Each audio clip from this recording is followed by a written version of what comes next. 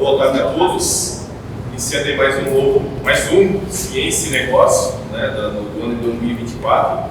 Eu já perdi a conta se esse é o sexto, do ano, tá? E dessa vez nós contamos com a presença do diretor executivo da empresa Itacorda, o Luiz Fabiano Soete, tá? E ele vai conversar aqui com a Cláudia, basicamente sobre o tema do Maquila. Tá? Pessoal, com vocês, Cláudia, a cerimônia passa para ti agora. Muito obrigada, Jéssica. Muito contente de termos todos aqui hoje à tarde. Obrigada por terem vindo. Eu tenho a grata satisfação de ter o Luiz Fabiano conosco, que foi nosso aluno no PNPG. Resumo do teu currículo, Luiz. Possui graduação em Administração de Empresas pela Unifeb, especialização em Gestão Estratégica de Empresas também pela Unifeb, MBA em Gestão Estratégica de Empresas pela Univale e mestrado profissional em Administração, Gestão e Internacionalização e Logística, Univale 2018. Foi professor da Unesp e atualmente é diretor executivo da empresa Itacorda no Brasil e no Paraguai. Então eu vou começar essa conversa, Fabiano, não sei se queres apresentar alguma coisa à tua biografia, se quiseres te apresentar de alguma outra forma, fica à vontade. Queria que tu falasses um pouco de ti, da tua trajetória nessa empresa que hoje é o nosso exemplo no nosso Ciência e Negócios. Obrigado, Cláudia, obrigado mais uma vez pelo convite, obrigado a todos que estão presentes aí, né, prestigiando esse encontro. Sempre esse trabalho da universidade tentando aproximar, né, com a realidade dos negócios, das empresas, e isso contribui muito para o desenvolvimento profissional. Eu sei porque já estive aí onde vocês estão sentados hoje, isso faz muita diferença para a gente. Eu acho que a gente vai poder ver isso nesse encontro de hoje, porque em alguns momentos, em algumas passagens, eu vou poder falar um pouquinho das experiências que eu vivi na universidade, principalmente no mestrado, né, que contribuiu para esse processo de evolução da empresa que hoje eu estou como diretor executivo. Falando um pouquinho mais de mim, né, para me apresentar, a parte do currículo educacional, né, a Cláudia já passou para a gente, mas eu gostaria de falar um pouquinho sobre a minha experiência profissional. Eu sou, talvez vocês não percebam, né, mas eu já estou completando 35 anos de profissão.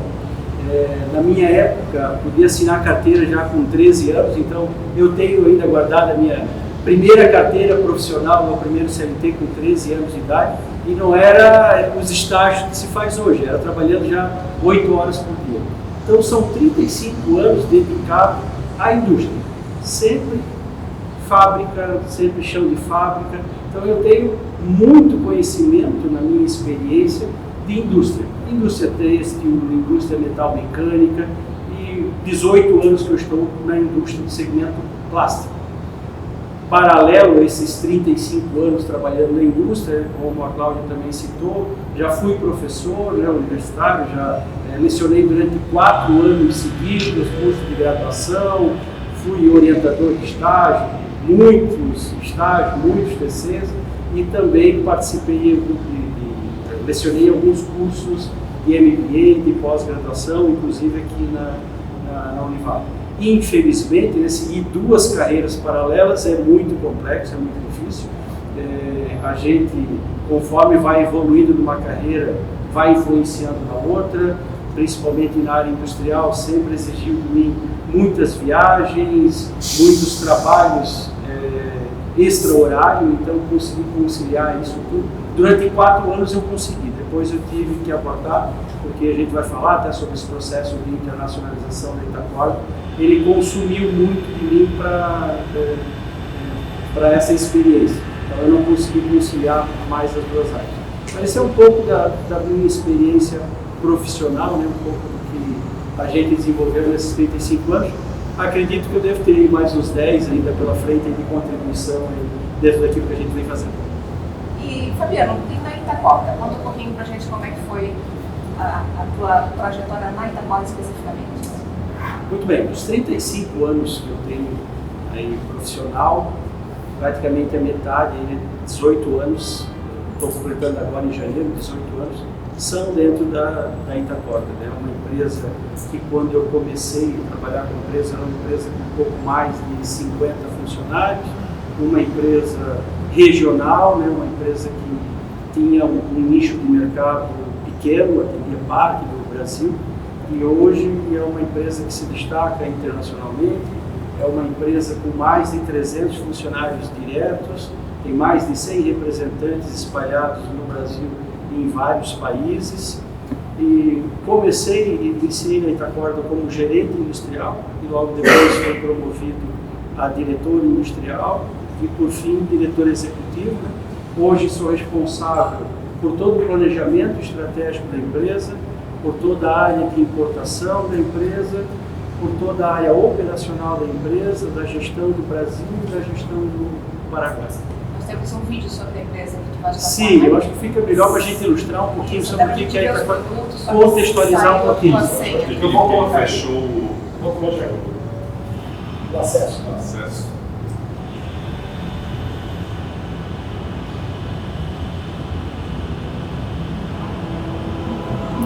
Nascemos em marcha, enfrentamos as condições mais adversas e evoluímos, pois os desafios sempre nos deixam mais fortes. Fomos para a terra, caminhamos firmes e confiantes, e de lá ganhamos os céus. Seguros, precisos, sempre tivemos um propósito: ajudar a movimentar o mundo. Nós somos a Itacorda. Nossa história começou em 1988 com o Sr. Pedro Montag, um homem com uma visão empresarial extraordinária. O carpinteiro de 50 anos, que havia sonhado um dia em ter uma fábrica, construiu o primeiro barracão para a torção de cordas no bairro Salceiros, em Itajaí, Santa Catarina. Em pouco tempo, com a qualidade de seus produtos e o ótimo atendimento, a Itacorda logo precisou de um espaço maior. E foi nas margens da BR-101, no município de Penha, que Pedro e seus filhos encontraram um local perfeito para a expansão. Com investimentos em tecnologia, logística e maquinários, a Itacorda pôde diversificar sua linha de produção, especializando-se em cordas trançadas e cintas de amarração de cargas, ganhando assim cada vez mais mercado. Hoje, a Itacorda está presente em todos os estados brasileiros e na América Latina, com linhas de produção em Santa Catarina e Limpo, no Paraguai, exportando para mais de 7 países em todo o mundo.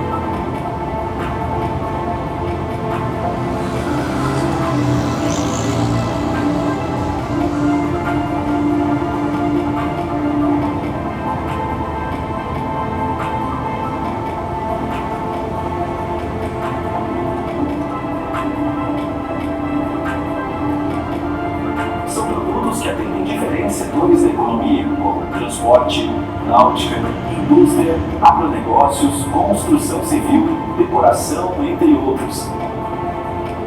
O processo começa com estes pequenos pedaços de plástico. São toneladas de material reciclado, triturado e limpo, vindo de um processo eco-friendly que retira do meio ambiente 2,4 milhões de garrafas PET a cada mês. Através da sucção, essas partículas são levadas a altas temperaturas e transformadas em um fino fio de polímero.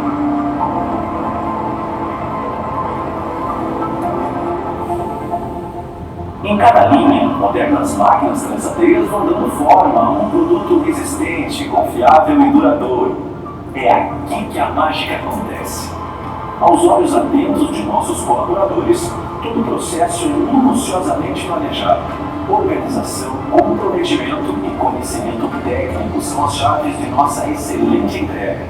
Aqui, cada linha de produção trança um tipo diferente de corda.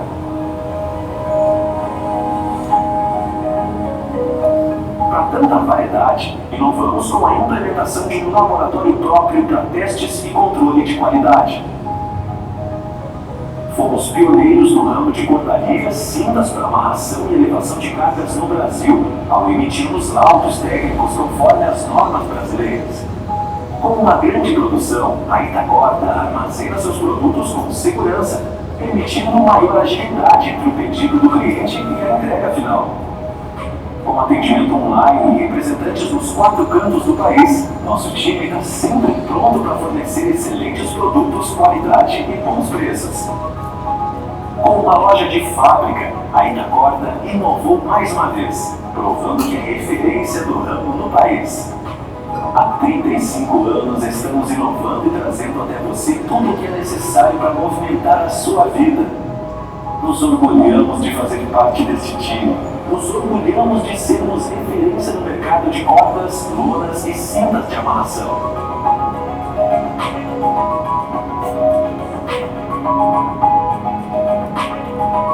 Somos a Itacorda, ajudando a movimentar o mundo.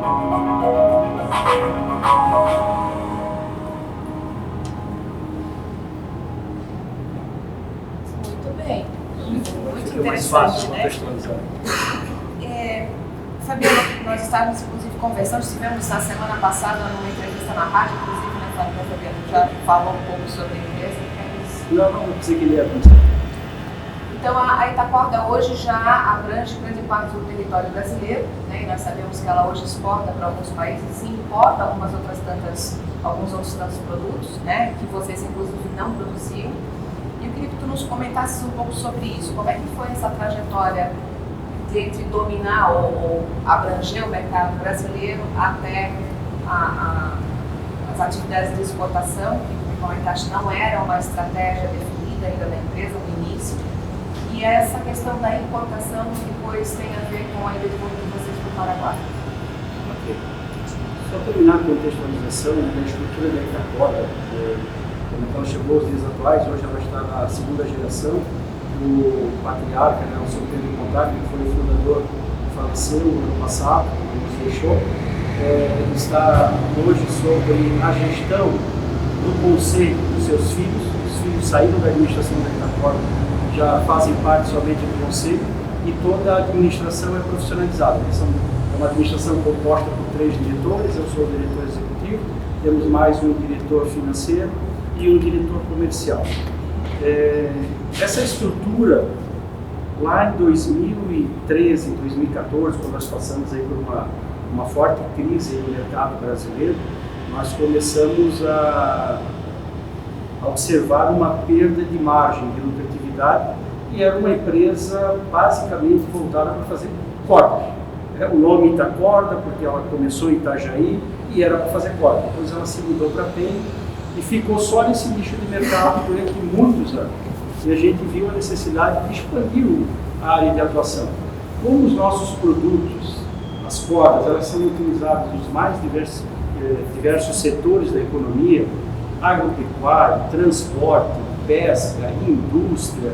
Então a gente viu a possibilidade, dentro do planejamento estratégico, de começar a inserir novos itens nessa linha para compor um mix de produtos maior, para ter uma abrangência do mercado maior e poder voltar a ter uma margem de lucratividade maior. Então a gente começou a pensar em algumas estratégias de incrementar o nosso mix de produtos. Uma das estratégias iniciais, lá em 2014, foi começar a importação de alguns itens complementares da nossa linha, como linha de lonas, por exemplo. Lonas para agricultura, lona para transporte. Isso da China? Isso da China, da Ásia. Começamos então nosso primeiro passo dentro da internacionalização foi com importação de produtos acabados compondo o nosso mix de produtos. Depois disso, nós vimos a oportunidade de entrar com uma segunda linha, que foi a linha que vocês viram ali de cintas de amarração, conjuntos de kit e catraca, que a gente chama, que são muito para a linha de transporte. O mesmo cinto que a gente tem no carro, aquele cinto de segurança, a tecnologia, o processo é o mesmo, só que em vez de usar no carro, está usando fora para amarrar uma carga. E como você está amarrando uma carga, existem especificações diferentes, cargas diferentes. Em vez de utilizar uma tonelagem só, você pode ter 1,5, 2, 3, 5, 10 toneladas, conforme o item que você estiver transportando. Começamos também com essa estratégia de aumentar o mix com importação. Depois disso, começamos a buscar exportações. O que a gente poderia exportar? Só tínhamos corda, era o que a gente produzia. Não dava para importar. 2013 e 2014 também. 2013 e 2014. Começamos com a estratégia de buscar mercado para exportação. O primeiro mercado que a gente conseguiu atender, por coincidência, para exportação, foi o Paraguai. Então começamos a ter uma relação com o Paraguai naquela época, exportando cordas, produto reciclado, para o nosso país vizinho mais próximo. Começamos com carga para lá. Nesse momento vocês exportavam cordas que eram que vocês produziam? Isso. Mas também os produtos importados? Não, produtos importados para atender o mercado nacional. Então a gente importava o produto acabado que subia no mercado nacional, importava e produzia produto nacional e exportava no mercado do Paraguai.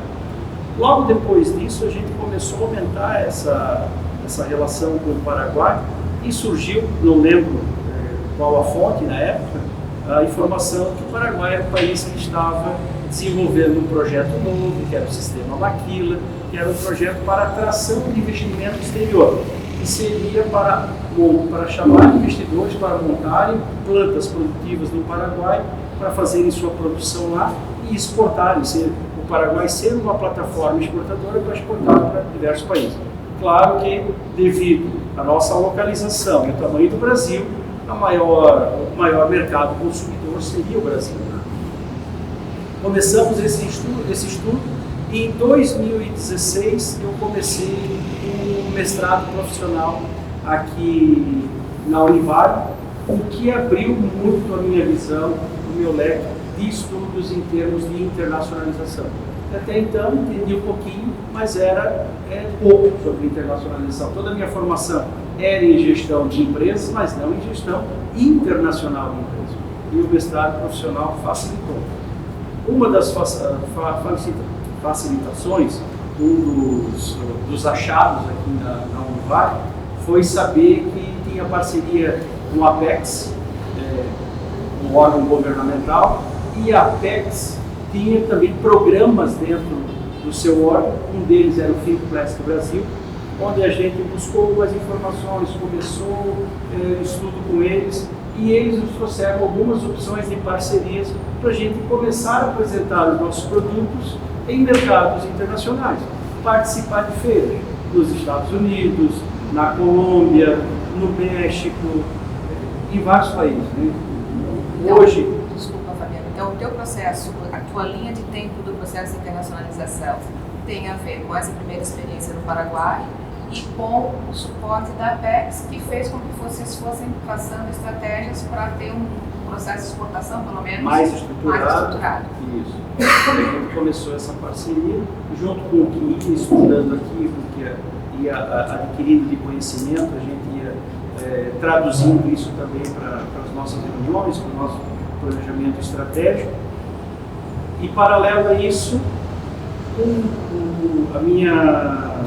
meu estudo, a minha dissertação do mestrado, eu fiz o estudo em cima do Sistema Maquila. Então eu aproveitava para estudar a teoria o que era o Maquila, originalmente começou lá no México, em relação aos Estados Unidos, México, como é que isso funcionou lá, como é que estava sendo introduzido no Paraguai, e fazendo visitas ao governo do Paraguai para também entender como é que era a logística desse processo lá. Fui juntando as duas informações, fiz uma pesquisa qual e quanti, fiz uma pesquisa quantitativa com os dados do Paraguai, também qualitativa, entrevistando várias empresas que estavam implantadas no Paraguai. Lá já foi uma surpresa. De vários setores? Isso, de vários setores. Inclusive a dissertação do Fabiano está disponível lá na nossa página, em dissertações e resumos executivos. Eu sugiro que vocês deem uma olhada, é uma dissertação bastante elaborada, com muitos dados e muitas análises, várias empresas foram entrevistadas, ele fez um trabalho realmente muito amplo em relação ao que ele tinha de interesse naquele momento, que era a ida da empresa para o Paraguai. Ele se muniu de todas as informações que ele podia, teóricas, para dar suporte à prática dele. Então, na pesquisa, fui descobrindo muitas coisas interessantes, como a priori eu pensava que quando o governo estava incentivando empresas para ir para lá, eram empresas brasileiras, que eu ia encontrar só empresas brasileiras. E encontrei empresas maquiladoras do mundo inteiro, dos Estados Unidos, da Nova Zelândia, da China. Então, para ver como tem despertado o interesse de muitos países, muitas empresas estrangeiras trabalhando no Paraguai. E em 2016 a gente resolveu colocar os 2 pés no Paraguai, a gente finalizou todo o estudo, foi praticamente 2 anos de estudo, tive que fazer estudo logístico, fiz tudo sozinho, estudo logístico de qual seria a metodologia de implantação no Paraguai, né?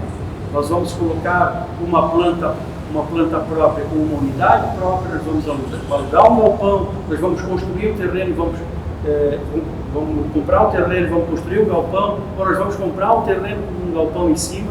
Então, em que localização? Se isso seria próximo da fronteira, em Cidade do Leste, ou próximo da capital. Hoje a gente está próximo de Assunção, estamos a 15 quilômetros da capital. Então, tudo isso precisou de muita base para a gente tomar essa decisão. E com que produtos que a gente foi para lá? Nós substituímos, nós não deixamos de investir no Brasil, continuamos com a mesma unidade, com a mesma planta, com a mesma produção que a gente tinha no Brasil, substituímos a importação que a gente tinha de kit catracos e iniciamos a produção, adquirimos o know-how e começamos a produção desses itens no Paraguai. Dentro do estudo se mostrou mais vantajoso nós produzirmos no Paraguai e trazermos para o Brasil do que importar um produto acabado da China, que hoje é muito difícil você ser competitivo com o produto da China. Já estamos há 8 anos no Paraguai e a empresa só vem crescendo, a produção só vem crescendo. A gente começou com 1.500 metros quadrados lá, a gente já está com 3.000 metros quadrados, já dobramos a área e já estamos com um projeto para a construção de mais 1.500 metros quadrados. Fabiana, pode? Pode, claro, é uma conversa. Tu tem assim para falar para a gente assim quais foram os principais motivos que geraram essa vantagem competitiva e que levou vocês a decidir pela produção ao invés da importação? Sim. Mesmo que a China é tão difícil competir com a China, o que foi o principal do que fez vocês decidirem por... Em que características tem essa lei de Maquila e o diferencial do custo que vocês encontram no Paraguai? Para esse produto, por exemplo, né? Sim. Quando eu fiz o estudo, o projeto, até já prestei consultoria para algumas empresas também para estudar a viabilidade da implantação da sua unidade, da sua produção no Paraguai. Eu digo que isso não é unânime, não é viável para qualquer segmento. Cada segmento tem as suas particularidades. Mas no país, dentro do sistema Maquila, a gente chama de tripé da vantagem. Quais são os 3 principais benefícios encontrados no Brasil que trazem essa vantagem encontrados no Paraguai, que trazem essa vantagem competitiva em relação ao custo Brasil? Se a gente for comparar com o custo Brasil mesmo, há um abismo. Isso. E se a gente compara com a China, a gente chega a custos similares. O ganho é pequeno em relação à China, mas você imagina conseguir montar um produto dentro do Brasil a custos similares da China, mas você tendo know-how sobre o que você está produzindo, você poder regular o seu estoque, você poder ter de 1 semana a 15 dias de prazo de entrega contra 4 meses de prazo de entrega, previsibilidade, customização. Então aí a gente iria longe nessa discussão, né? Mas eu vou voltar no tripé das vantagens aí do sistema Maquila. Primeiro, mão de obra. Mão de obra do Paraguai, ela não é profissionalizada, porque lá praticamente não tem indústria, mas ela é muito disponível, muito acessível. Lá no Paraguai, se você deixar na portaria aberto para receber currículo, eles enchem a sala com papel. Não dá para ter que deixar assim, quando quer contratar, dizer assim, queremos contratar. Na verdade, não pode anunciar, porque tu já está com uma base de currículo muito grande. Há uma carência muito grande de oferta de trabalho. Então, tem muitas pessoas desempregadas. A mão de obra é extremamente jovem. A média de idade do Paraguai está em 34 anos da população. A nossa aqui nós está em 45, por aí. Então, você tem jovens com força, com vontade de trabalho, sem emprego, querendo trabalhar. Isso ajuda muito. O custo do Paraguai de mão de obra hoje representa os 60% do custo de mão de obra aqui no Brasil. Então você tem os 40% de vantagem, mais alguns benefícios. Por exemplo, Brasil, férias, 30 dias, correto? Paraguai, até 5 anos dentro da mesma empresa, você tem direito a 12. Depois de 5 a 10, você tem direito a 18. Depois de 10 anos de empresa, você começa a ter direito a 30. No Paraguai não tem carteira assinada, faz um registro simples, manda lá para o IPS, como fosse aqui o nosso INSS. Então, para contratar, demitir, a burocracia é zero. No Paraguai, pegou atestado, pode ficar em casa. Não recebe. A empresa não tem a obrigação de pagar, a empresa não paga.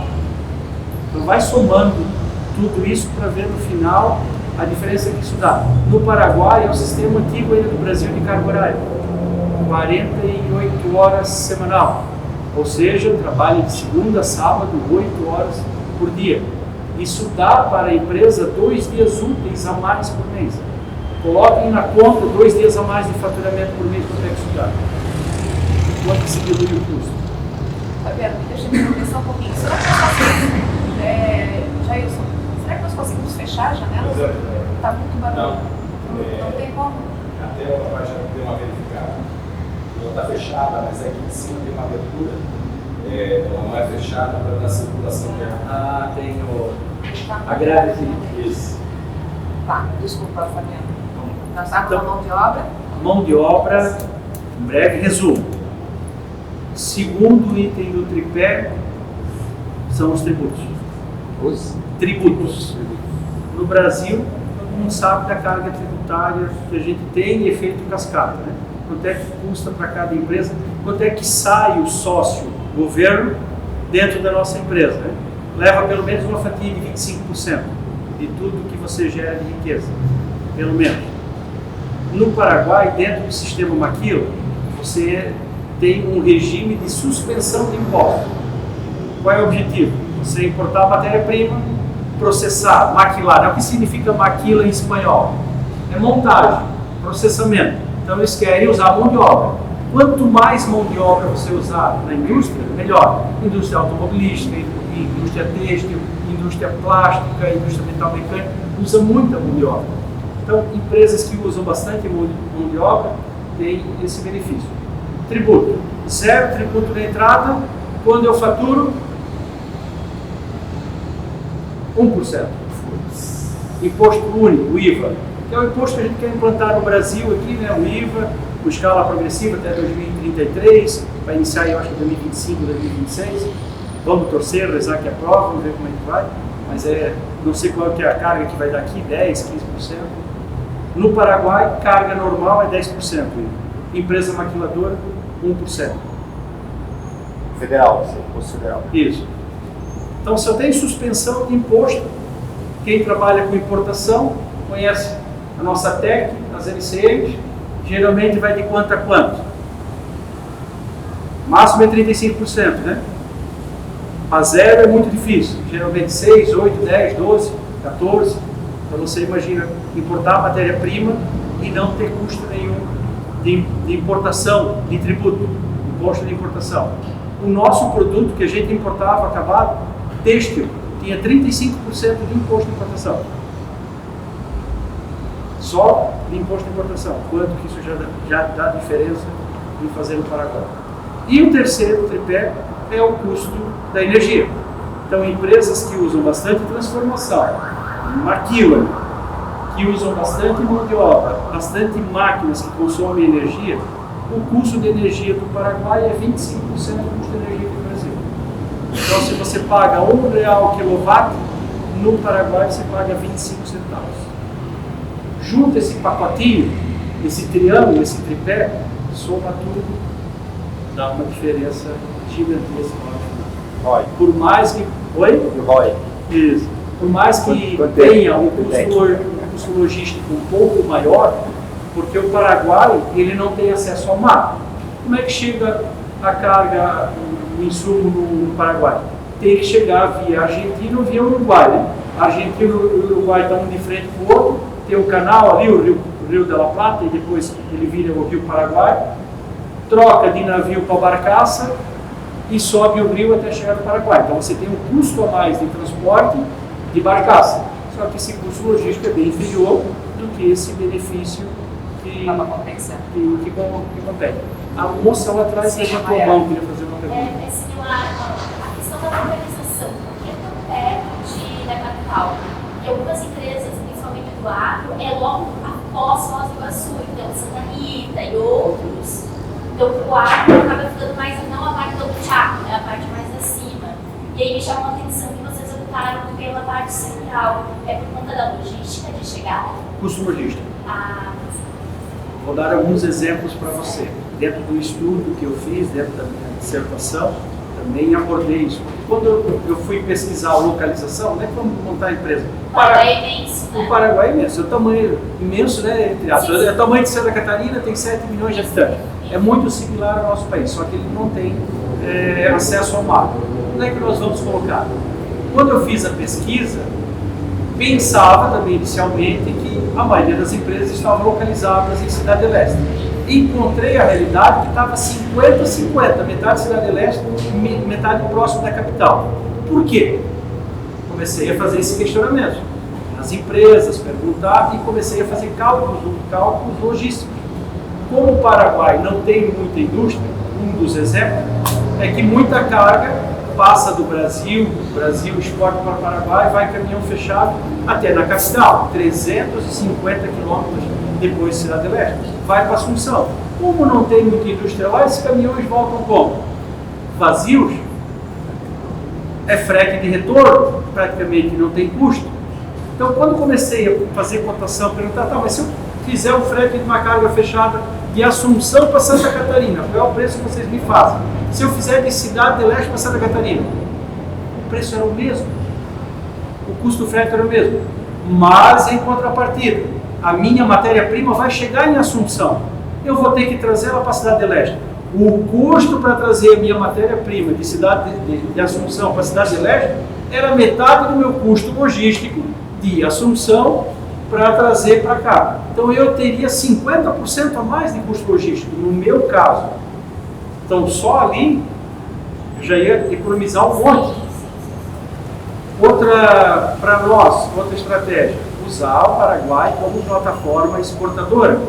Então se eu quero exportar os meus produtos do Paraguai para outros países, como a gente faz hoje nós estamos presentes em 9 países exportando, eu estou a 10 quilômetros do porto. É a mesma localização que a gente tem aqui em Penha, do ladinho do Porto Itajaí.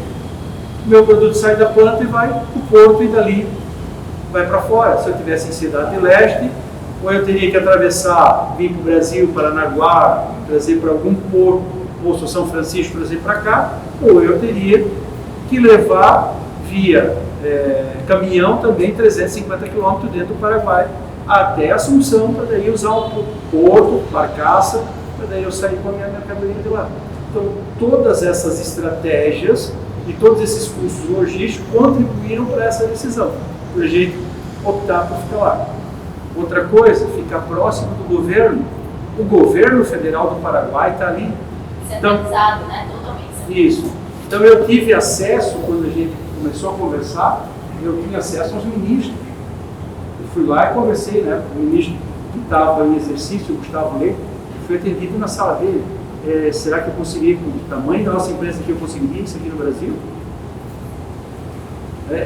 A gente fez a inauguração da nossa empresa, foi uma comitiva do governo federal do Paraguai, com mais de 30 deputados, senadores, o ministro, vieram com aqueles carros americanos blindados, preto, os guardas saindo, parecia ser uma operação militar. Foi legal para qualquer um. Qual é o faturamento médio anual? Hoje, ele está agora? Isso. Anual, hoje a gente está chegando próximo dos 100 milhões. E daí, o aumento foi a partir de 2016, isso? Isso. Exponencial daí por conta da Foi exponencial. Certo. A gente via crescendo a média de 5% a 10% ao ano e o crescimento se tornou 25% ao ano. Perfeito. Obrigada, Mayara. Então, só de ouvir o Fabiano, já vou te deixar falar um pouquinho mais sobre ele, só para fazer algumas amarrações com aquilo que a gente aprende nas aulas sobre internacionalização, sobre estratégias de internacionalização, né? No primeiro momento, nós podemos pensar em termos de motivação. Vocês lembram os que fizeram a disciplina, os 4 tipos básicos de motivos para se internacionalizar, né? O que vocês identificam aqui no caso do Fabiano? Nós temos busca por mercado, busca por eficiência, busca por recurso e busca por ativos estratégicos. O que vocês identificam aqui? Eficiência, não é? Então eles se motivaram a fazer o investimento no Paraguai por uma busca por eficiência, em termos de custo, baixar o custo para poder ser mais competitivo, e também recursos que são mais acessíveis e mais baratos no Paraguai, né?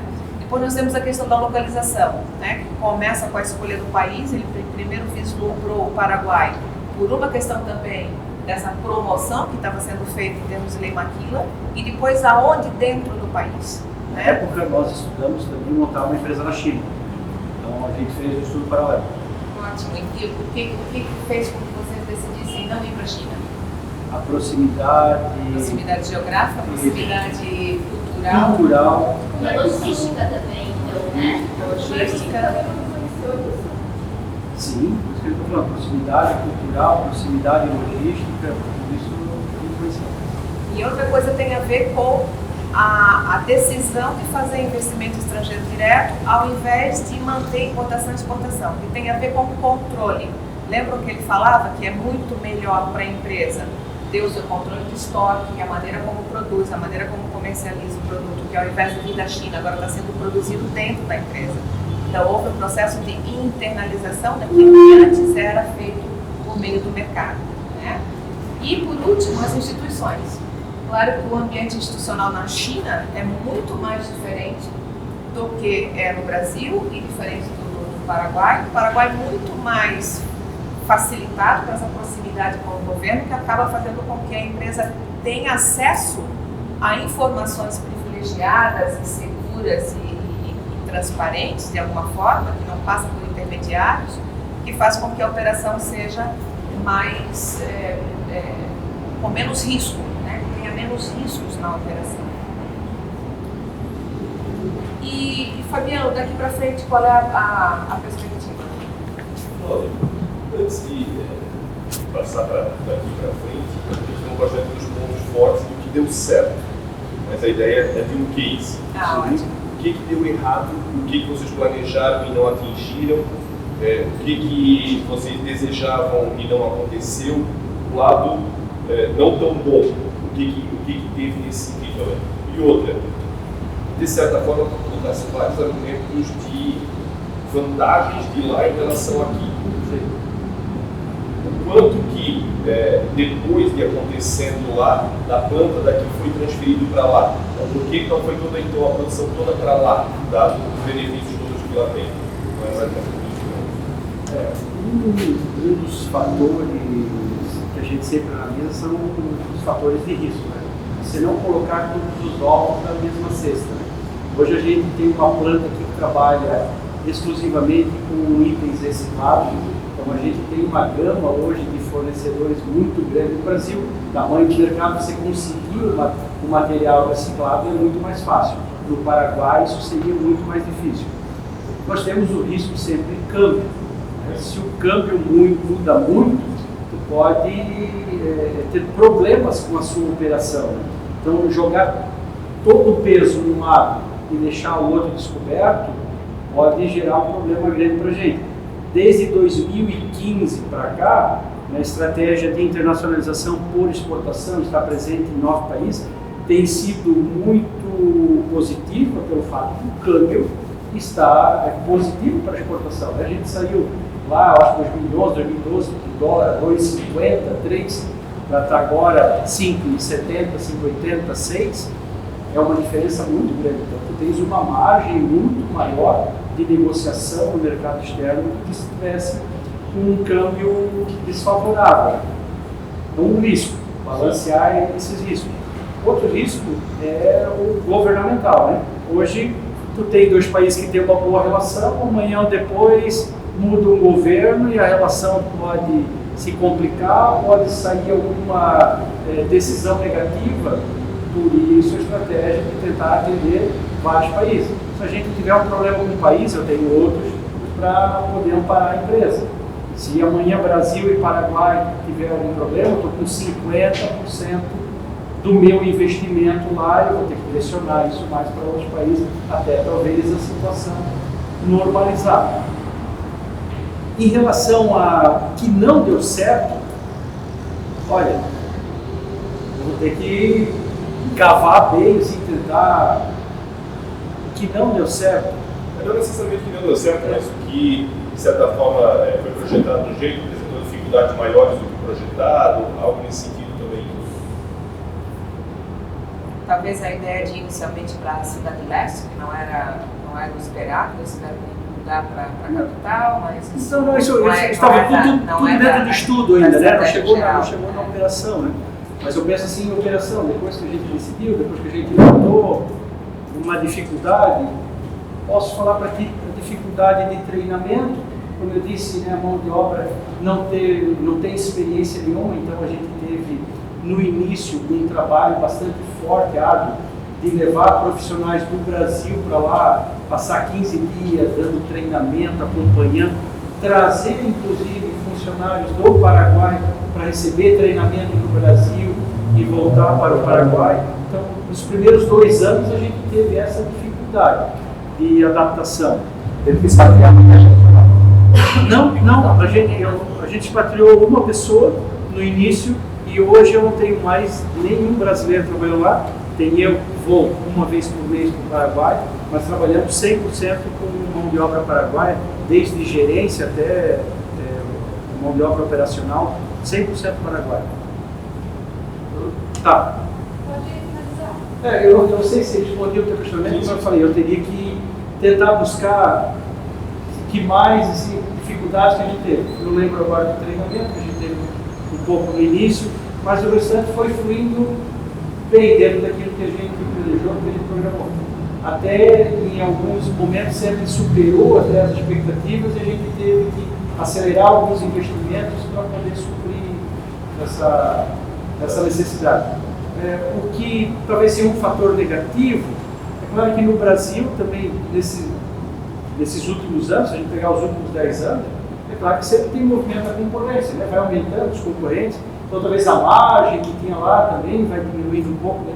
Tem essa necessidade de sempre estar inovando, buscando novos produtos, novas soluções, novas customizações, para fugir da vala comum, né, que a gente chama. Porque daí tu vai perdendo um pouco daquelas vantagens. Mas quando você é pioneiro, eu sempre digo que você chega primeiro e bebe água limpa. Não é à toa que a gente está lá há 8 anos, hoje um dos nossos principais concorrentes, no ano passado, implantou uma unidade na Cidade do Leste. Está seguindo os nossos passos, não quer dizer que o que a gente fez funcionou, está certo, e hoje em dia tem gente querendo seguir o que a gente está fazendo também. Dentro do frio, né, do diferencial competitivo sustentável, o pioneirismo é um dos mais importantes. Temos mais uma pergunta aqui, não é? Em questão à tua importação da Ásia, porque inicialmente você importava para cá para o Brasil. Sim. Isso. E como é que foi a questão de você importar para outro país, tendo o teu controle aqui, né? Porque você começou a pesquisar, e a questão de liberação de carga lá, como é que foi essa questão mais burocrática, assim, dentro de um outro país, vocês estão aqui? Você levantou uma questão muito importante. O Paraguai é muito difícil, é muito ruim a parte logística. Quanto tempo que demora aqui no Brasil para liberar um container, uma carga, quando chega em média, quem é da área logística? Depende do corpo. 12 dias. 10, 12 dias. Você que está mandando para Manda para Porto Alegre rapidinho, sai embaixo. Mas a média geral mas a média geral São os bons, né? No Paraguai, carga marítima, o container, quando chega no porto, 2 dias é bastante. 2 dias para virar uma carga. Fronteira, caminhão, menos de 24 horas. Praticamente não para. É rápido. Então, realmente, assim, não encontramos dificuldade nenhuma, pelo contrário. Aqui no Brasil, meu Deus, era canal vermelho, era canal cinza, era de tudo, é documento, é carga ficar. Já tivemos carga aqui parada no Brasil A gente está importando assim, há 5 anos seguidos, a ICM correta, tudo fiscal, inventar uma história e ficar 90 dias com a nossa carga parada, perdendo faturamento. 8 anos no Paraguai, nós nunca tivemos nenhum problema. Principalmente lá do Paraguai, né? Porque sempre quando tem que entrar no lado brasileiro, às vezes dá algum erro, mas a gente nunca teve nenhum problema. Engraçado que só por isso já vale a pena, né? Tirando esse tempo de desembaraço e como a gente está muito pertinho, então chegou a carga hoje, amanhã já vai estar descarregando dentro da nossa planta. Vocês estão 8 anos lá, então vocês passaram pela pandemia lá também, né? Eu queria entender mais ou menos o que você vê de diferença entre a pandemia aqui no Brasil e a pandemia lá, o que impactou as operações da empresa? Olha, na pandemia acho que foi igual para todo mundo, né? Todo mundo teve aquele problema de parar, de ficar... Teve alguns períodos que você para 15 dias e volta a operar, depois aí volta a trancar, ficar 15 dias parado, e a gente teve que fazer um trabalho de recuperação. Todo mundo sentiu o impacto de uns 3, 4 meses no faturamento. Agora, quando liberou, daí parecia que virou uma outra pandemia daí de consumo, né? Ficou todo mundo louco e as vendas triplicaram. Para nós foi o melhor ano de faturamento da história da empresa. Não sei se todo mundo quis abastecer porque não sabia se amanhã depois ia parar de novo e daí não tinha estoque. Todo mundo estava em casa e começou a fazer uma obra, e começou a fazer uma reforma, e começou a usar mais os produtos, e a demanda aumentou muito. Então a gente teve as dificuldades de parar, mas a gente conseguiu recuperar depois com a mão de obra, né? E o faturamento foi bem superior do que até o que a gente tinha projetado no ano. Tá, só complementando ainda. Vocês não estavam mais importando da China, então você acredita que isso favoreceu muito também na questão da pandemia, não estar dependendo lá da China? Na verdade, a dependência da China a gente tem hoje com matéria-prima. Antes eu importava o produto acabado, agora eu importo muita matéria-prima, né? Para produzir o que a gente faz hoje no Paraguai. Mas também, assim, nunca tivemos nenhuma dificuldade no fornecimento da China, sendo produto acabado, sendo matéria-prima. Tivemos um problema na pandemia logística também começou a atrasar os embarques, porque os portos ficaram fechados, começou a faltar navio, depois começou a faltar container, mas depois normalizou tudo também. Como eu falei, nós sofremos, mas todos sofremos, né? Não foi um sofrimento isolado da nossa empresa.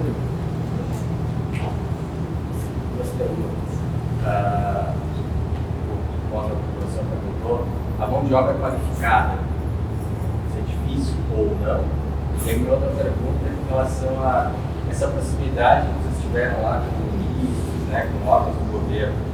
E a gente sabendo que também é um país corrupto, né? Houve alguma tentativa, algum envolvimento nesse caso? Boas perguntas. A primeira, a gente até comentou um pouquinho, né, sobre a mão de obra desqualificada. Realmente eu falei, esse é um problema, só que como as pessoas são jovens e estudam, tem bastante universidade lá também, eles aprendem muito rápido, eles têm muita vontade e aprendem muito rápido. Então, a mão de obra qualificada que a gente levou daqui para lá, a mão de obra que a gente trouxe, que era um pouco mais qualificada de lá para cá para receber treinamento e voltou, rapidamente conseguiram disseminar isso dentro da empresa toda e a gente conseguiu ter um padrão de qualidade e de produtividade muito bom. Como nós somos uma empresa que temos certificado ISO 9001, já temos todos os processos bem definidos, a gente já foi para lá montando todos os processos na mesma linha, né, de procedimento, de cultura, de qualidade que a gente pretende aqui no Brasil. Então, uma vez que você já tem um padrão de qualidade definido, você tem processos estruturados, você tem começo, meio e fim, saiu uma pessoa, tu tens um roteiro a seguir para treinar outro, a dificuldade ela diminui. Mas se você for procurar mão de obra qualificada, é algo que você vai ter que investir. Isso não tem lá pronto. Uma das coisas, uma das soluções que a gente teve também, como hoje está tudo interligado, com internet de alta velocidade, muito da parte administrativa, a gestão, a gente faz por aqui. Hoje eu tenho um financeiro aqui no Brasil, que faz o financeiro do Brasil e faz o financeiro do Paraguai. Eu não preciso ter um financeiro lá. Então, algumas operações, algumas atividades a gente consegue administrar daqui também. E a segunda pergunta sobre governo e sobre corrupção, essa foi uma das grandes preocupações quando a gente começou o projeto, porque se ouvia muito que o Paraguai era mais corrupto do que o Brasil até. E felizmente, em todo o nosso processo, a gente sempre teve acesso com o governo, o próprio governo dizia para a gente: você vai ter que entrar em vários órgãos, vai ter que fazer um monte de processo para estruturar a tua empresa, liberações. Se você tiver algum problema com, eles chamam de propina, lá, se tiver solicitação de propina, lá eles dizem assim, para agilizar o processo. Quando alguém vem falar para ti assim, a gente pode agilizar o processo, é propina, está pedindo propina. Eles pediam para falar com o Ministério, mas você é uma empresa, um investidor internacional, não pode sofrer os mesmos problemas crônicos que a gente tem dentro do país. Não podemos passar essa imagem para o exterior. Então eles tinham essa preocupação. Então a gente teve um ou outro processo que vieram falar, agilizar. Eu sempre falava, tá bom, eu vou falar com o Ministério. Aí lá, falava com o ministro, na outra semana estava liberado, a gente nunca teve problema. Agora, um órgão, e daí eu acho que volta o teu questionamento, com a dificuldade de ter um órgão que não funciona legal, é a polícia. Então, lá assim, estrangeiro, para eles tentar te arrancar qualquer dinheiro com continha, por exemplo, está ilegal ou qualquer coisa, eles pagam, se você for para o Paraguai com placa de carro brasileiro, você prepara, vai pagar um monte. A cada 50 quilômetros tem um posto da polícia que vai te parar e vai cobrar uma propina, senão eles não te deixam passar. Então, mas isso na operação da empresa? Não. Isso é cultural, né? Falando sobre corrupção. Então, na área de, como é que eu posso chamar? No trânsito, né? Os policiais de trânsito, ali tem muita corrupção. Ali é difícil lidar com o pessoal. Na empresa a gente não tem esse problema. Está lá, está sempre com o carro paraguaio, mas quando a gente ia com o carro brasileiro, eu fui no começo com o carro daqui para lá, eu tive que ir deixando ir. E a gente tem muitas experiências, representantes do Brasil, gente que foi para lá, sempre a mesma coisa, todo mundo fala a mesma coisa. Não entra com o carro do Brasil aqui, porque eles te param a cada 50 km. Continuando da pergunta dele sobre a parte política, quanto que isso é uma política de governo e quanto é uma política de Estado? Porque se é uma política de governo, mudando esse governo ou esses partidos, alguma coisa, os benefícios, as facilidades acabam. Sim. Isso é uma política de governo ou é uma política de Estado? Tá? É uma política de Estado, até porque é um programa que tem início e fim e inovações. Ele foi feito, se eu não me engano, no início dele foi 2012, 2013, com um prazo para 2022 e agora já foi prorrogado mais 10 anos para 2032. Esse programa de benefício, a priori, todos os governos que entraram até agora, eles trabalham na divulgação, na propagação desse programa para industrializar o país. Falta muito ainda para eles industrializarem o país deles. O início tem muita mão de obra sobrando, então, e muita energia sobrando. Eles são donos de 50% da Itaipu. Eles não usam 10% do que é produzido, tanto que eles vendem os outros 40%, 45% para o Brasil. Então, para eles têm capacidade ociosa para investir muito ainda no país. Então, é um programa que eles vão continuar fomentando. Segundo o governo, troca ideia, muda isso, muda aquilo. Não, ele tem uma base e ela se estende ao longo do tempo. Eu vejo como analogia o programa do México nos Estados Unidos. O programa de maquila no México começou em 1980 e também vem perdurando até os dias de hoje. Provavelmente para terminar vai demorar muito tempo. O México tem a mesma dificuldade. Falta de coisa diferente do Brasil, né? No Brasil, todo mundo é conforme do governo. Posso continuar aqui para a gente terminar? Não, achei que tu estava fazendo sinal para eu terminar. Eu só não quero saber. Eu queria perguntar um pouco. Você falou que o setor, a gente imagina o setor de cordas, parece um setor muito pouco dinâmico em termos de inovação, mas com certeza não é. E o senhor estava comentando que novos players estão colocando no mercado, crescendo, deve ter uma concorrência internacional. é esse setor de inovação e em que bases podem ocorrer essa inovação nesse setor? É um setor que durante muito tempo foi muito estagnado. Eu comecei a trabalhar em Itaquara lá em 2007, até 2011, 2012, praticamente não havia mudado nada em relação àquilo que a gente produzia e os concorrentes também não. Esse mercado começou a se inovar há pouco tempo. Começaram agora a surgir as cordas, na linha de cordas, por exemplo, cordas normatizadas, corda para trabalho em altura, normatizada em NR18, corda para rapel, normatizada em BR 15986, são produtos de trabalho em altura nós já produzimos já há alguns anos, e em janeiro estamos iniciando com a produção também de desenvolvimento dessa corda para rapel. Então o mercado, o segmento está mudando bastante, em termos de volume, tamanho, né? Antes vendia em volumes grandes, hoje cada vez mais customizados, embalagens cada vez menores, cores mais diversas, cores fluorescentes, inclusive, antigamente não existia isso, e cordas mais técnicas, cordas que exigem mais do fabricante, tem que ter um processo mais elaborado. O mesmo ocorre com a outra linha que é paralela, que é um produto diferente, que são as cintas de elevação e as cintas de amarração. Também são produtos normatizados, então são produtos que seguem critérios rigorosos de qualidade. Você tem que atender esses requisitos para poder vender o seu produto. Então as cintas também vêm evoluindo bastante, de amarração, e as cintas de elevação, que é um produto que também a gente começou a produção no ano passado. Então a gente está implantando pouco a pouco novas linhas de produção. Até no vídeo, não sei se você lembra, apareceu umas cintas bem largas, são cintas de elevação de carga. Os caminhões multi utilizam para levantar uma máquina, para levantar um pallet. Então, hoje tem várias, transporte marítimo para levantar às vezes um container, para levantar um caminhão.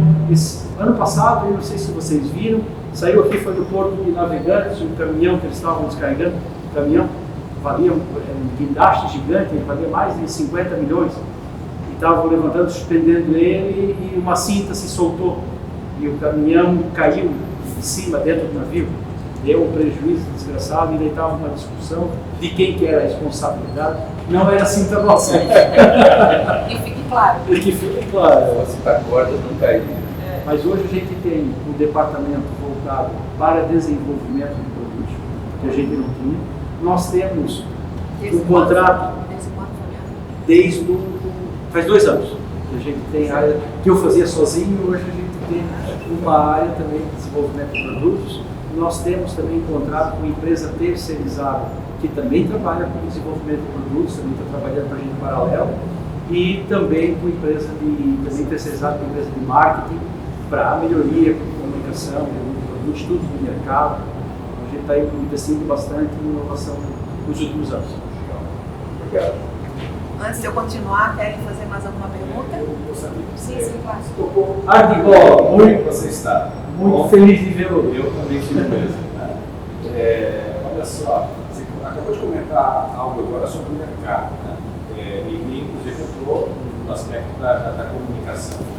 Mas esses ganhos, né, a escala, o fato de vocês terem as vantagens competitivas, isso fez com que o principal mercado de vocês, provavelmente no Brasil, né, mercado consumidor, vocês tivessem ganhos comparado à concorrência, por exemplo, de participação no mercado, vocês expandiram a presença de vocês muito em conta dessas abordagens que vocês tiveram, que foram relatadas. Como é que está essa relação? Sim, a gente cresceu muito em participação do mercado. Nós éramos considerados sempre... O problema é fazer comparativo só com uma indústria, né? É muito importante frisar que hoje nós temos 2 empresas separadas e distintas com produtos distintos. Então antes a gente se comparava só com empresa de cordoaria. Então a gente ficava lá em 4º, 5º em cordoaria. Hoje nós estamos batendo entre 2º e 3º em cordoaria. Só que nós implantamos mais uma empresa, que é uma empresa que faz cintas de amarração e cintas de elevação. Nessa empresa a gente não tinha competitividade nenhuma e nós tínhamos 3 empresas que eram os players do mercado. Hoje nós somos um dos 3 players do mercado. Hoje a gente conquistou um mercado que a gente nem estava inserido. E os produtos, como eles têm muita sinergia, nos mesmos pontos de venda que a gente entrega a corda, geralmente sai algum kit junto, sai uma cinta junto. Então, como eu falei lá inicialmente, aumentou a composição do nosso mix de produtos e automaticamente a gente conseguiu conquistar muito mais mercado, não só nacional, como exportação. Como eu falei, quando a gente começou com exportação, era um país. Hoje a gente está presente em 9 países. Hoje nós estamos presentes nos Estados Unidos, estamos presentes no México, na Colômbia, na Argentina, no Paraguai, no Uruguai. Tentando lembrar alguns aqui, eu consigo lembrar todos que a gente está presente. Mas isso ampliou muito a nossa participação de mercado, a fatia de mercado que a gente estava inserido, a gente está numa posição totalmente diferente. Nesses novos mercados internacionais, a marca da Corda se mantém? Se mantém. E há alguma necessidade de adaptação dos produtos, da abordagem de marketing para esses países? Vocês têm adotado estratégias diferentes? Não sei se você consegue explorar um pouquinho justamente dessa questão do marketing na abordagem internacional de vocês. Sim. Vou usar o exemplo dos Estados Unidos. Nós continuamos com a parceria com a Apex, com a parceria com a Finclass Brasil, e lá dentro a gente tem um programa onde a gente conseguiu também parceria com uma empresa de marketing que fez toda a pesquisa de mercado de adaptação do nosso produto para o mercado americano, desde transformação de metros para fit, a customização de embalagem, customização de tamanho, comunicação visual. Então a gente está até agora para mandar esse mês ou mês que vem uma nova embalagem totalmente diferente, que ela não está presente em nenhum mercado e ela vai ser lançada exclusivamente nos Estados Unidos. A gente vai começar com o lançamento no Amazon, a gente já tem hoje alguns produtos no Amazon nos Estados Unidos, mas vai começar com uma outra linha, com uma embalagem totalmente inovadora, que foi esse trabalho em parceria com esse estudo que a gente fez lá fora para poder atender o mercado americano. Não dá para pegar simplesmente o que a gente tem aqui e jogar lá. Então é um produto totalmente diferente do que a gente faz hoje, em termos de bitola, em termos de cores, em termos de metragem, embalagem, comunicação visual, apelo mercadológico, tudo diferente. Vai se aplicar no Brasil no futuro ou é para lá e isso aqui para cá?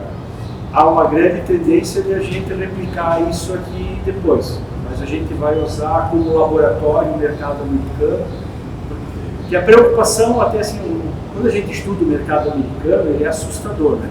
Hoje a nossa empresa, para nós aqui, para o nosso porte americano, é uma empresa micro, não é nada. Então se isso resultar num efeito muito positivo nos Estados Unidos, se a gente pegar uma rede de lojas lá, pegar, não sei, uma SARS da vida, pegar ali que venda 2 rolinhos por loja, as redes americanas é de 2.000 lojas para cima. Nós vamos estar falando de 4.000 rolos, né? Pega lá 4.000 rolos, 10 quilos cada um, quantas toneladas que a gente está falando? Eu tenho que duplicar a empresa para atender a demanda, às vezes, para uma loja, né? Para um cliente. Então a gente está indo primeiro lá, vamos ver como é que vai ser o termômetro dos Estados Unidos, para depois ver se há necessidade, possibilidade ou viabilidade de implantar aqui no Brasil também. Fabiana, a tua expansão se deu inicialmente aqui nos países da região, né? Sim. Em que momento vocês chegaram aos Estados Unidos? E que tipo de operação vocês têm lá hoje? Que não é só exportação, né? Não, hoje a gente tem um escritório em Miami, nós estamos com um escritório lá também, uma parceria com a Apex, a gente divide escritório, tem telefone, tem uma unidade lá onde a gente faz reuniões, tem representação e... Deixa eu só voltar. Quando é que vocês chegaram? Quando que a gente explorou os mercados, né? A gente começou a participar de feiras internacionais fora do nosso eixo aqui, Mercosul, em 2016, se eu não me engano. A gente começou a prospectar. Na época foram para... Isso. Na época a gente começou o estudo, que a gente descobriu aqui a Apex, a gente já começou a visitar feiras nos Estados Unidos, no México, a gente foi para a Alemanha, a gente foi para outros países. E os Estados Unidos se mostrou bastante promissor e ali a gente começou a investir um pouquinho nesse... Esse escritório é dentro de uma estrutura da Apex ou é um escritório próprio? Não, dentro da estrutura da Apex. A Apex tem um escritório grande e eles locam salas. Então a gente tem uma sala lá que é o escritório nosso dentro da Apex. Aí tu tens acesso a uma sala maior de reunião, tu tens telefone, tu tens correio, temos tem um CNPJ lá montado, tem empresa, tem conta bancária, tem tudo. E essa ampliação, você acha que vocês estão ampliando já a unidade no Paraguai, tem a ver com essa incursão para mercados mais maduros e maiores? Tem. Estamos com estudos, com projetos aí futuros. Se der tudo certo, montar um CD nos Estados Unidos também. A distribuição nos Estados Unidos. Estou falando coisa que eu não podia estar falando. Já vai receber currículo daqui a pouco. Nós somos especialistas em fazer isso. Antes de eu encerrar, mais alguma questão? Um pouco a parte assim, desses temas que você tem abordado, mas eu vi ali no vídeo que vocês estão com uma tendência de eco-friendly dentro da Ecocorp. Eu gostaria de saber qual foi o pontapé ou uma necessidade que vocês tiveram para voltar para esse mercado de reciclagem. A empresa começou, a história dela toda é voltada em cima da reciclagem. Então, começou a produzir, os primeiros itens eram só itens reciclados. Hoje, os itens reciclados ainda correspondem a 50% de toda a produção da empresa, de todo o faturamento da empresa. E é com esse foco no reciclado, isso é ESG, o ESG, a ISO 9001, tudo que a gente montou e a própria marca, a linha Eco-Friendly, foi buscando mercados internacionais, com esse apelo ecológico, para mostrar para os países que têm produtos reciclados, produtos ecologicamente corretos, com qualidade igual de produtos virgens, e trazendo os benefícios para o nosso meio ambiente.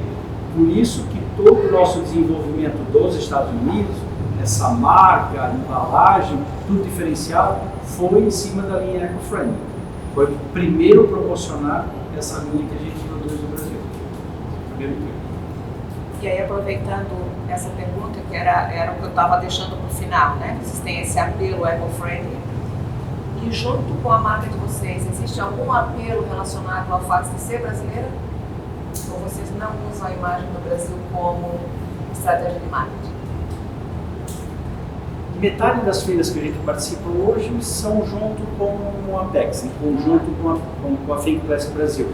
Lá sempre leva a marca Brasil, porque a gente está sempre com vários outros expositores brasileiros, né, de outros segmentos, mangueira, pote plástico, que são segmento plástico. Então ali a gente explora bastante a marca Brasil. Agora, quando a gente vai para outro país, principalmente Mercosul, o Brasil já é reconhecido como um país de alta qualidade. É muito bem visto Colômbia, é muito bem visto o Brasil. Então tem vários países aqui na América do Sul que a gente já tem essa marca evidenciada. Quando fala assim, você é brasileiro, a indústria brasileira é boa. Mas isso não se reflete, por exemplo, na tua logo, ou nas tuas lojas, ou não? Não, isso não é explorado dessa forma? Não.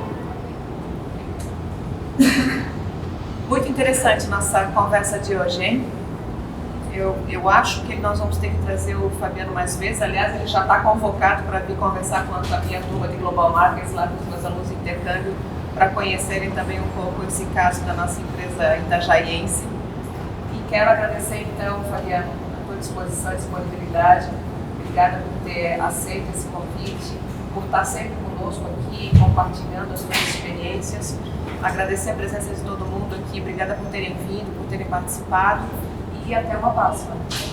Obrigado, agradeço também. Eu acho que todo mundo chegou aqui, teve que vir um pouco mais cedo hoje? Sim. Então também todo mundo teve que ficar disponível, né, para esse momento. Também agradeço a presença de cada um de vocês, a paciência, né, por escutarem, né? Às vezes é uma pessoa mais velha falando. Nós aqui que não podemos, porque isso tem aula, porque senão a gente ficava até... Mas agradeço a oportunidade de a gente ter essa troca de experiência, de conversar um pouquinho. As perguntas de vocês também fazem a gente refletir sobre o nosso dia a dia, sobre o nosso trabalho, sobre os rumos que a gente dá para a empresa. E é sempre uma troca interessante. Sempre que a gente pode estar voltando aqui, conversando. A gente sabe que às vezes a agenda é um pouco complexa, né? Um pouco difícil de a gente simular. Era para ser uma outra semana, mas era uma semana que eu estava no Paraguai, não podia vir. E a Cláudia gentilmente recebeu uma outra data para a gente poder fazer esse encontro. Mas é isso. Obrigado de coração por esse tempo, por esse espaço. Pode falar sobre retorno sobre investimento? Retorno sobre investimento. O que você gostaria de saber? Se já foi, ou ainda está no plano, quanto tempo leva? Já. Geralmente, quando a gente faz um projeto assim, 5, 6 anos, tem que dar um retorno de investimento. É que a gente não acaba um retorno e já está investindo de novo e fazendo outro, então a gente tem que comparar com taxa de mercado, né? Tem que dar pelo menos o dobro da taxa de mercado e tem dado mais do que isso, então isso é o que faz com que os sócios tenham interesse em continuar investindo no seu capital, né? Para retornar, além do aumento do patrimônio, né? Os dividendos ali no final tem que sobrar. Legal. Fabiano, primeiro parabenizar, tá? E o Cláudio também, porque dentro do nosso trabalho de ciência e negócio, eu estou aqui representando a coordenadora, a professora Tatiana, e de certa forma a proposta é exatamente trazer um case, não só aquela história, começamos assim, não só a história, e sim o case, as dificuldades, o que deu certo, o que foi planejado, o que não deu, o que deu, como foi, o que surpreendeu e tal. Foi bem isso que a gente trabalhou. Eu vi que os professores aqui, os alunos também, conseguiram trazer temas diversos, inovação, mercado, internacionalização, então nós conseguimos trazer exatamente a Itacorda e o caso para dentro do, construir realmente um case. Então eu estou bem satisfeito, até comentei com a Dani, eu acho que foi um dos princípios que atingiu o objetivo central, que é o encontro de ciência e negócio. Então fiquei bem feliz com isso, e parabenizo aí pela condução e a Cláudia como mestre de cerimônias aí na condução das perguntas e tal. Pessoal, além disso, nós vamos usar o tempo de hoje do encontro de ciência e negócio. Eu vou chamar a Dani aqui para frente, minha colega na disciplina Desafio PMP-Gil, que é Consultoria e Intervenção Empresarial, Desafio PMP-Gil, porque, para vocês entenderem, os alunos que não são da disciplina, essa é uma disciplina do curso do PMP-Gil, e ela agrega a situação de aplicar prática ao que a gente aprende na teoria. Então, é uma disciplina de consultoria e intervenção, em que ela é trabalhada em torno de um desafio. Então, para essa edição, nós trouxemos 2 empresas, 2 startups, né? E elas tinham problemas distintos, embora similares. Então, nós dividimos a turma em grupos e alguns grupos ofereceram propostas de intervenção para uma empresa e outros grupos, no caso outra dupla, para outra empresa. E chegamos ao vencedor de cada trabalho. Durante a disciplina a gente já revelou os vencedores, já fizemos toda a parte de apresentação, de análise e tal, mas tem a parte da premiação, que no dia a gente quis trazer além de aula e trazer aqui onde tem alunos que ingressaram depois da disciplina iniciar no programa, alunos do PPGA, até para conhecer a disciplina e para dar um mérito maior aí pelo esforço de 6 meses, né, de mergulhados nas 2 empresas para apresentar propostas. Só para vocês terem noção, a gente teve conversas depois, principalmente com o Guilherme, então ele saiu daqui, ele já veio 2 vezes na Unifag, porque ele está tão grato que tudo que ligam para ele e pedem, ele vem aqui para ajudar, para fornecer, porque realmente ajudou demais ele. Eu não tive conversas depois mais com a Sueli, não sei se a Dani teve, mas é só um exemplo de como realmente a entrega foi legal. A disciplina teve uma entrega importante para as empresas que aqui tiveram. Dani? Então, aproveitar esse momento e trazer então essa breve lembrança, né, desse esforço todo que vocês fizeram, apesar de que, todos os grupos lá tiveram um esforço de forma igual. Mas a escolha no dia foi até um tanto dura para as empresas, eles não queriam nem premiar, não queriam dizer. E o lado bom é que nós nos exibimos, né? As empresas que escolhem. As empresas que escolheram. Mas então o Gerson já falou tudo o que precisava, acredito. acredito, né, para esse momento. Então eu vou chamar aqui os representantes primeiro do Grupo Átria para receber aqui uma breve lembrança nossa, parabenizando então pela vitória lá no dia da nossa entrega. Por favor. Só como eu botei no grupo, claro que não é uma taça de ouro maciço, né, que vale dinheiro no mercado, mas é uma lembrancinha para conter aí na prateleira de alguém ou do grupo. Parabéns oficialmente, demorou um pouquinho. Fazer uma fotinha. André, por favor. Eu vou aqui fotografando. Sim. Aqui. Deixa ela também. Veja isso, né? Não esquece do braço, qual isso? Ah, sim. Não, braço cruzado não. É sempre. Ah, então isso É marca registrada. Parabéns. Pensar de garoto propaganda amarrado na porta assim. Se quiser usar garoto propaganda amarrado na corda, também pode ser. E nós também temos 2 representantes do grupo que vieram do Grupo Smiles. Então, por favor, Ju, Cris, vem também receber aí. Só para frisar, pessoal, o grupo Átria apresentou um trabalho para a Organa, que é uma startup me ajuda, de resíduos orgânicos. Isso. E a Smiles apresentou o trabalho com a Cheiro Brasil, que é só uma delas, que é a área de cosméticos, tá? Então, parabéns. Parabéns, Ju. Aí, salve de palmas então para isso, né, pessoal? Muita pose agora. Já tem que ter uma paciência de cima. Tira. Pronto. Pronto. Já vou mandar ali Tá no. bom. Obrigada por Aí para fazer a foto edição aí pra gente. E parabéns então ao palestrante, ao nosso encontro. Vamos tirar uma foto todos juntos? Peraí, só deixa eu fazer o Já encerramento estou patrocinando o oficial. negócio, desculpa. Vai lá, Isso. gente. Pessoal, então nós agradecemos a presença de todos e nós já convidamos. Nós teremos 2 na sequência, tá? No dia 21 e no dia 28 de novembro. Dados os encaixes em final do ano também, no dia 21 nós vamos ter o professor Andriei José Weber, que é especialista e palestrante na área de finanças, gestão e governança corporativa, do grupo, o grupo GIP, que vai trazer, tá? Jeff e a Rosa, então agilizaram o contato e a recepção. E no dia 28 a presença do Silvino, que é conhecido meu quando o Sidney me passou que era o Silvino, e disse: pô, mas eu conheço o Silvino, legal. Cofundador da Quai Tecnologia e Edna Center Compliance, que vai trazer o grupo no TEG. Então estão aí convidados no dia 21 e 28 de novembro, 2 Ciência e Negócio na sequência. E aí nós encerramos o ano do Ciência e Negócio e retornamos no ano que vem, possivelmente o GEMAC sendo já o 1º de março. Que desafio, hein? Eu tenho que ficar preocupado nas férias. Pessoal, então agradecemos a todos e vamos fazer uma foto aí. Palmas para o Luiz, né? Vamos.